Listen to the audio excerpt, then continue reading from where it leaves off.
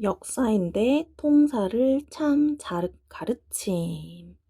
자, 오늘은 통합사회 5단원 산업화와 도시화에 대해서 마인드맵으로 정리해 보도록 하겠습니다. 산업화라는 거는 산업의 구조가 1차 농림어업에서 2차 광공업, 3차 서비스업으로 변화되는 것을 이야기하죠. 그리고 도시화라는 거는 전체 인구 중 도시거주 인구 비율이 증가하거나 도시적 생활 양식이 확대하는 것을 이야기합니다. 그럼 이런 산업화와 도시화에 따라서 어떠한 변화가 나타났는지, 변화를 생활 공간의 변화와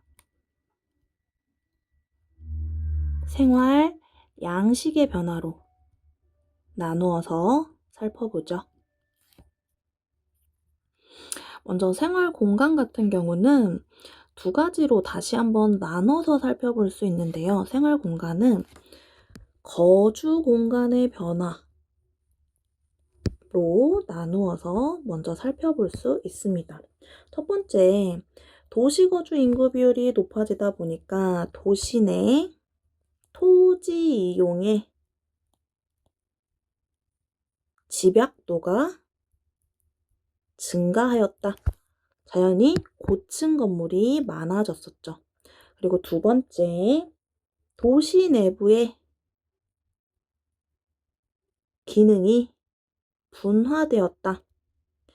도시의 접근성과 지대, 지가의 차이로 인해서 이런 도시 내부의 기능이 도심이라든지 도심, 부도심, 주변 지역으로 분화되는 모습을 보여주고 있더라. 그래서 이 도시 내부는 다시 따로 한번 올려드리도록 하겠습니다. 그리고 세 번째, 어떤 것들이 있을까요? 그렇죠. 도심에 몰려있던 것들이 교외화 현상이 나타나면서 대도시권이 형성되는 모습 보여주고 있습니다. 그리고 이런 생활 공간의 변화는 생태 환경에서도 나타나고 있는데 생태 환경에서는 어떤 변화가 나타났을까요? 자연스럽게 고층 건물들을 짓다 보니까 자연 상태의 토지, 즉 녹지 면적은 감소하는 모습. 그러나 포장 면적이 뭐예요? 콘크리트를 깔거나 아스팔트를 깔거나 하는, 그래서 물이 퉁수되지 않는 불투수 면적이라고 하기도 하죠. 이런 불투수 면적 등이 증가하는 모습들이 나타나고 있고, 그리고 각종 환경 문제, 대기 오염이 심화됐다라든지 하는 것들, 그리고 이런 불투수 면적이 증가하게 되면서 도시의 홍수가 피해가 증가하고 있다. 한 예로 하천 같은 경우를 들 수 있어요. 하천을 원래 하천이 꼬불꼬불 흘러야 되는데 이런 것들을 쭉 하다 보니까 피해가 만만치 않더라. 하천의 유출량 증가 속도가 빨라지고 최고소 높이도 높아지는 것들이 나타나게 되겠죠. 그럼 생활 양식의 변화에는 어떤 변화가 있을까요? 생활 양식의 변화 또 다시 한번 살펴보죠. 생활 양식의 변화는 첫 번째,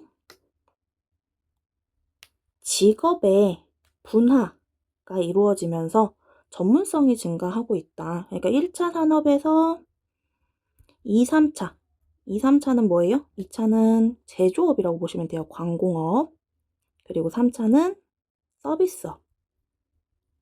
원래 우리 집 옆집도 농부였는데 이제는 다양한 직업군이 몰려 사는 게 도시의 모습이죠.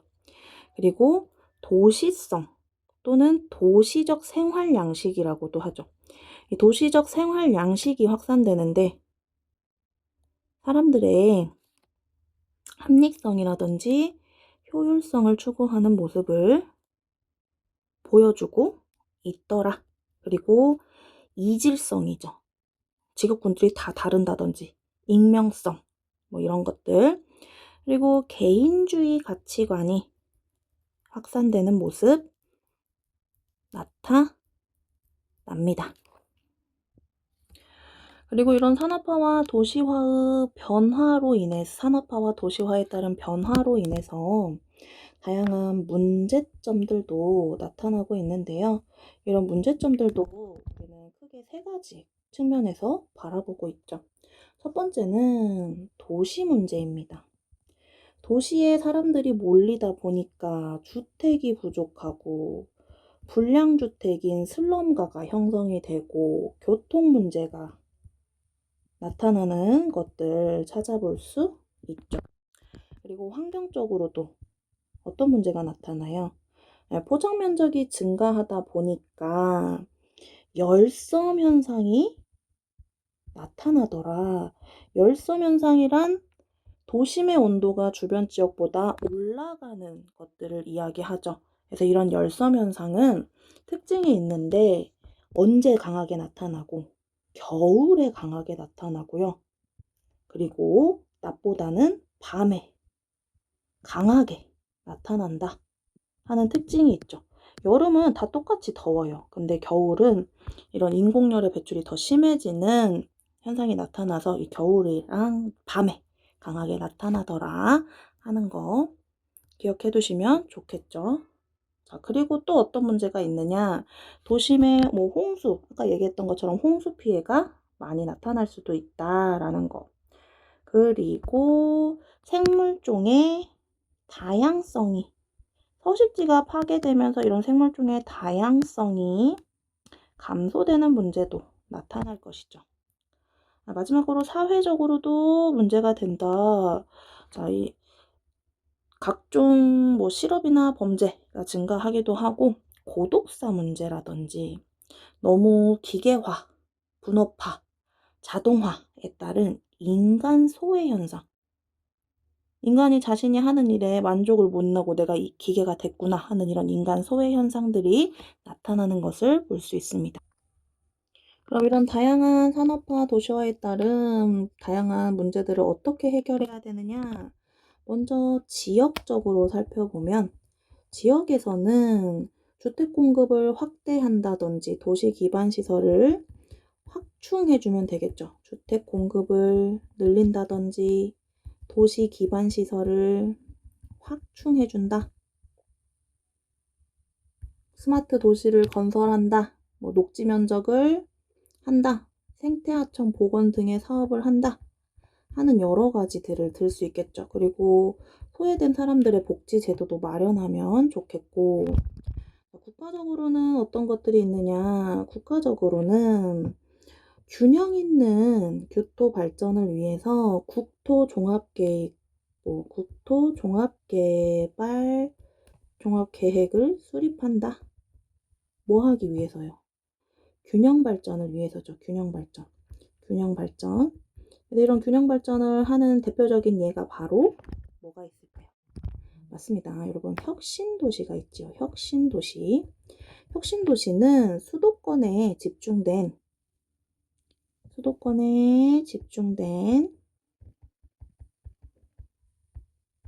공공기관을 지방에 이전시키는 것들을 이야기하죠. 그래서 각 테마가 다 있어요. 전북 같은 경우는 농생명을 테마로 해서 농수산대학교라든지 LH, 국민연금공단 이런 것들이 넘어와 있는 모습 나타나고 있죠. 다른 지역도 마찬가지고.